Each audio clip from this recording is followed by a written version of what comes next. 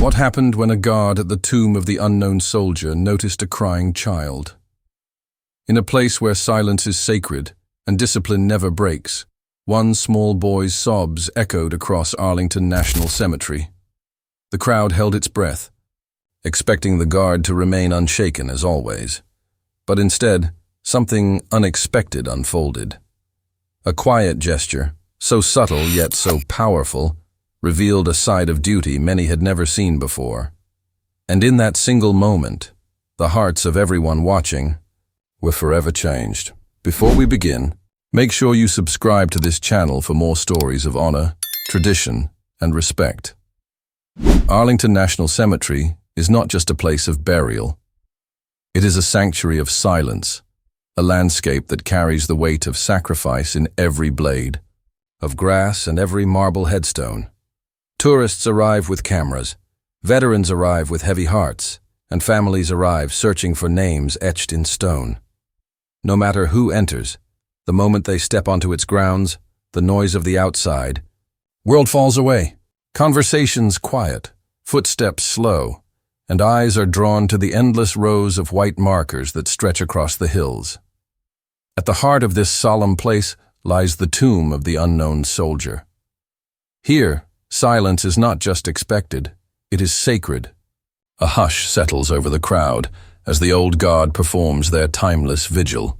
Every detail of their appearance reflects perfection. Their navy blue dress uniform is pressed with absolute precision, their white gloves unstained, their shoes polished to a reflective gleam. They carry their M14 rifle not just as a weapon, but as a symbol of the defense of honor. Each movement they make, whether the sharp turn of a heel, the flawless rifle inspection, or the 21 steps across the black mat, echoes tradition carried out without error for generations. On this day, the crowd gathered in respectful silence, watching, with the same awe as millions before them. But among them stood a family that looked different.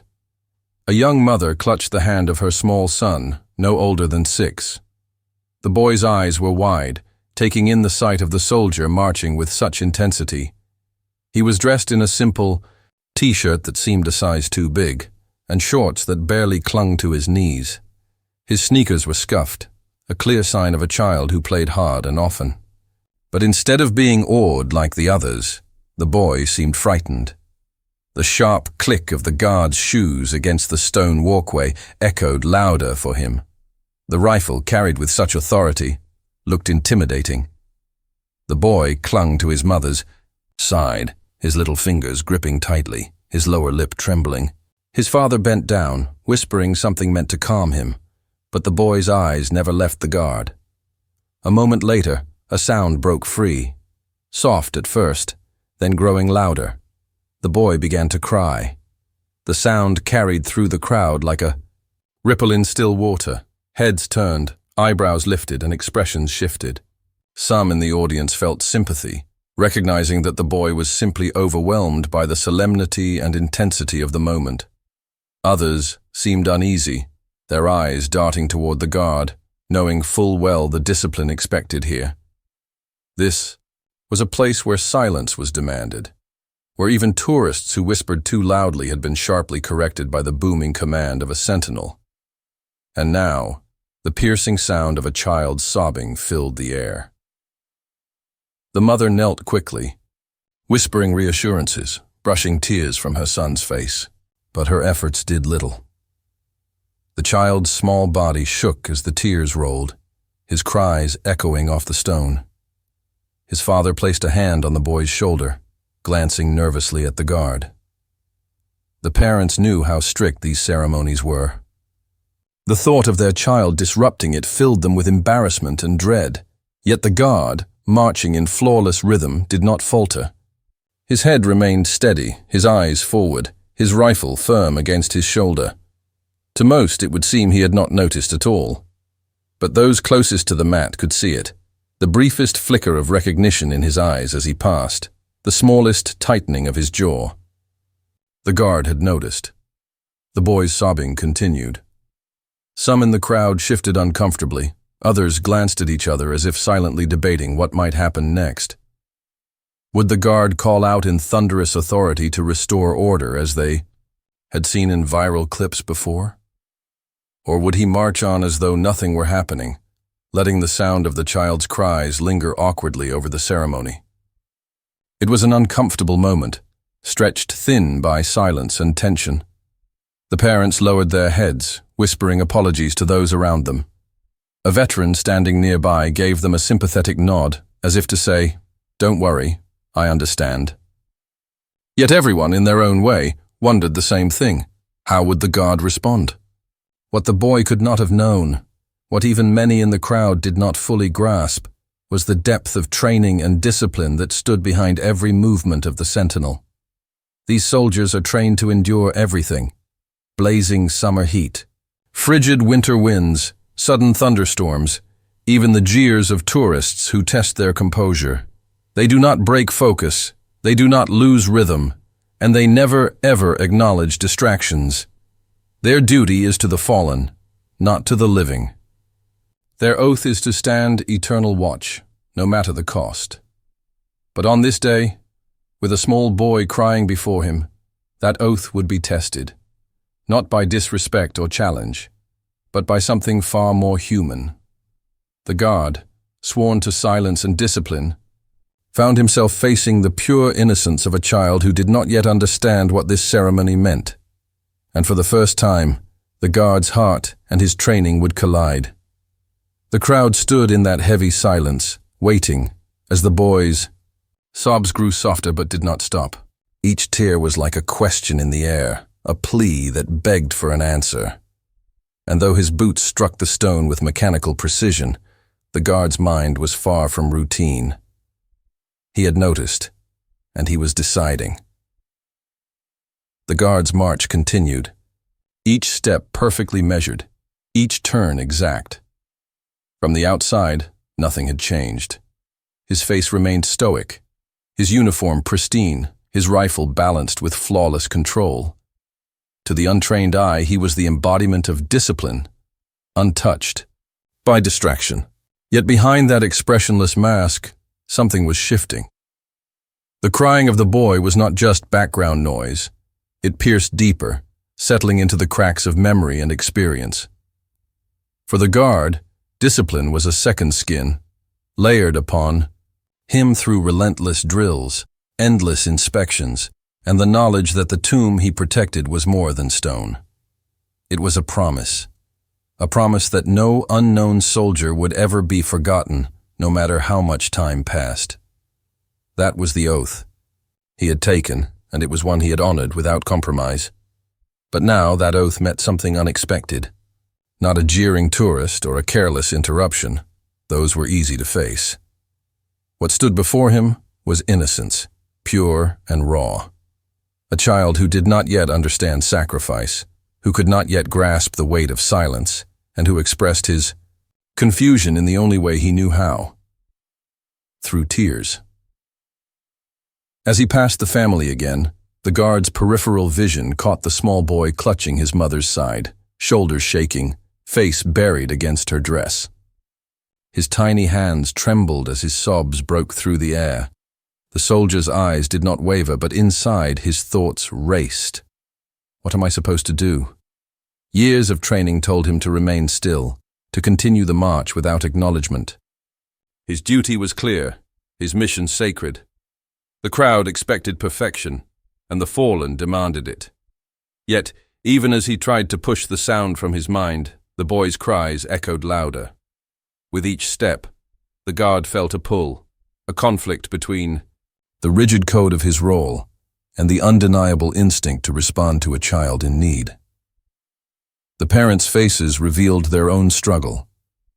The mother's eyes were apologetic, darting to the guard in silent pleading, as though begging forgiveness for her son's disruption.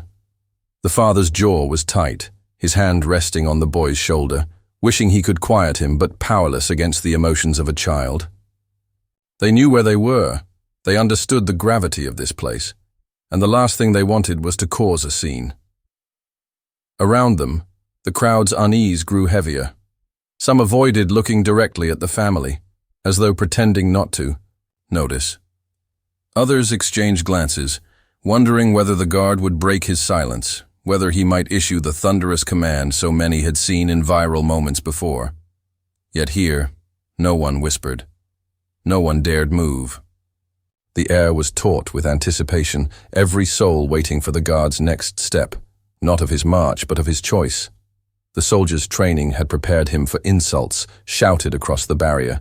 It had prepared him for cameras flashing in his face, for tourists stepping too close, for every imaginable distraction. But it had not prepared him for this. Compassion was not in the manual. Emotion was not in the drill. He had been taught to embody the ideal of discipline, a sentinel, unshaken by anything outside the mission. And yet, standing before the cries of a small child, he found himself at a crossroads where humanity and duty met. In his mind, fragments of memory surfaced, his own childhood visits to places of honor, the way he had once clung to his father's hand in unfamiliar surroundings. Perhaps in that moment, he remembered being young and confused, overwhelmed by the weight of things too large to understand. Perhaps he thought of his own family, of children waiting for him at home, or of the young lives that would never grow old because the men they honored had given everything. The guard's pace never faltered, but his thoughts had shifted. He knew he could not break the ceremony. He could not speak. He could not bend. He could not let the crowd believe that protocol had been disrupted. But maybe, just maybe, there was another way. A way to acknowledge the child without breaking the sanctity of the watch. With each pass along the mat, the decision pressed harder against him. The cries softened but did not stop, lingering like a small but steady flame. The crowd still watched, their silence heavier than stone. The boy's parents remained in quiet turmoil, torn between comforting their son and respecting the ceremony. And the guard, for all his training, found himself preparing for something he had never done before. His steps struck the ground with the same precision. Yet inside, the guard had reached a conclusion. Discipline and compassion did not need to stand as enemies. Respect for the fallen did not mean ignoring the living. Perhaps in that instant, he realized that the highest form of honor was not rigid silence, but the ability to carry both duty and humanity at once. The question was no longer if he would respond. It was how. The crowd held its breath as the guard completed another 21 steps down the black mat, turned with flawless precision, and began his march back toward the family. His rifle gleamed in the midday sun, his boots struck the ground, with rhythmic authority, and his face remained impassive. To most, it seemed as though nothing would change, that the boy's cries would remain unanswered.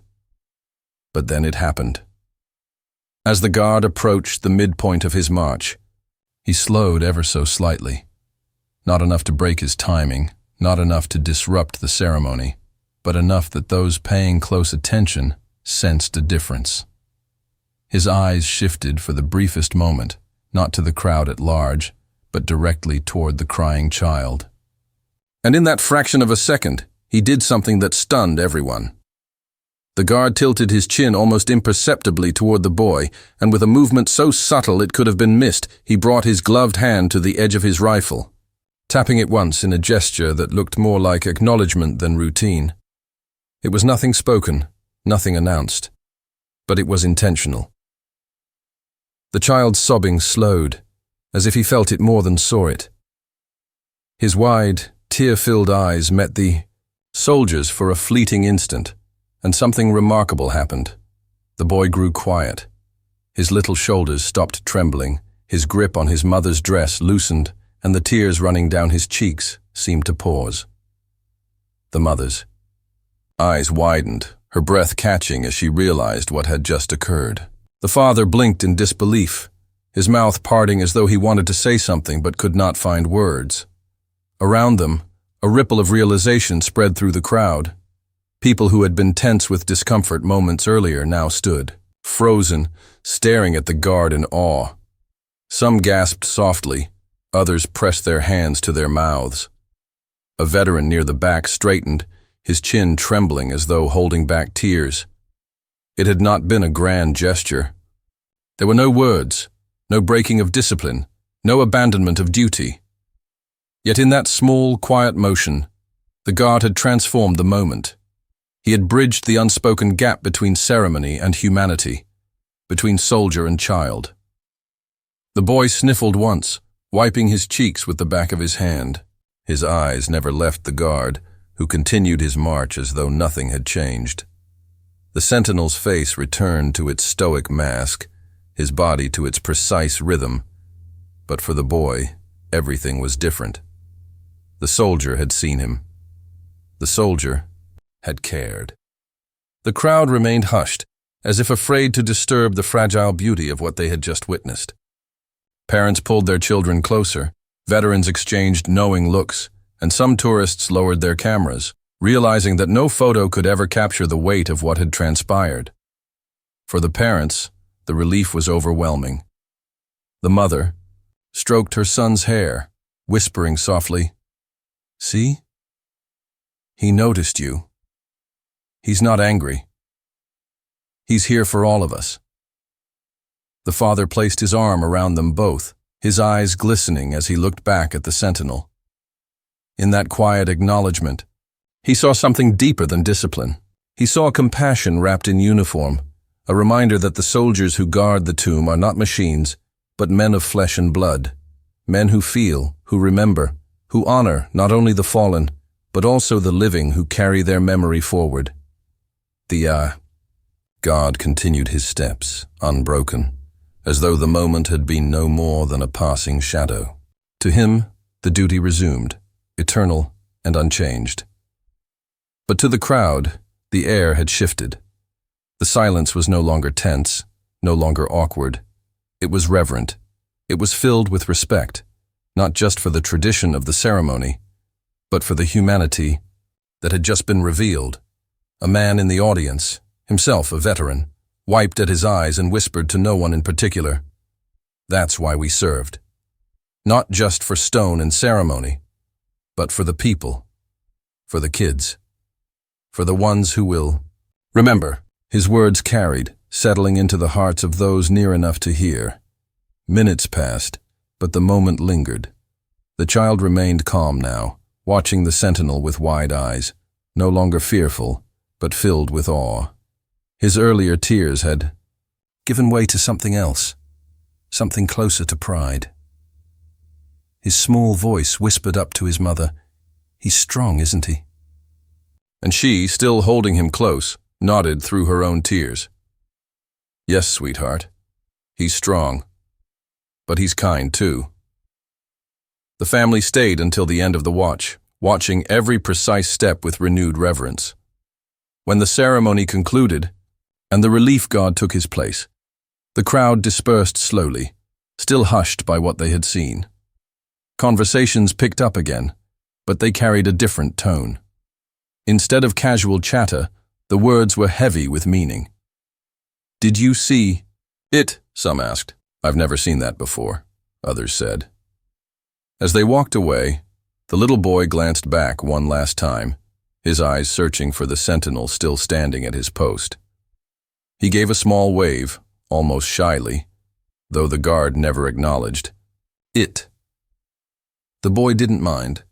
He knew what had happened. That small gesture, unseen by most, had been meant for him, and so the story of the crying child and the quiet guard became part of the unwritten history of the tomb. It was not recorded in manuals or taught in drills. It would never be part of official ceremony. But for those who were there, it was unforgettable. They carried it with them, telling others, reminding the world that behind the silence, behind the perfection, behind the uniform, there is always a human heart. In the end, the guard had not broken his duty. He had fulfilled it in the highest form, not only guarding the fallen, but also honoring the living by showing that respect and compassion are never separate from strength. And as the crowd left Arlington that day, they carried more than just memories of stone and ceremony. They carried the reminder that honor is not only found in silence and discipline, but also in kindness, even when expressed through the quietest of gestures. So the next time you hear the echo of boots striking stone, or see the sharp turn of a soldier's march at the tomb of the unknown soldier, remember this story. Remember that behind every flawless step is not just discipline, but humanity. And remember that sometimes the smallest actions, a nod, a glance, a quiet acknowledgement, carry the greatest meaning. Because in the silence of Arlington, where words are rare and gestures are sacred, a crying child once found comfort in the strength of a soldier who chose, in that fleeting moment, to be not only a guard of the fallen, but a guardian of compassion. And that small, quiet act changed everything. Before you go, don't forget. Subscribe to this channel for more powerful stories of honor, sacrifice, and humanity. Share this video with someone who needs a reminder of the values we must carry forward. And tell us in the comments, what does respect mean to you?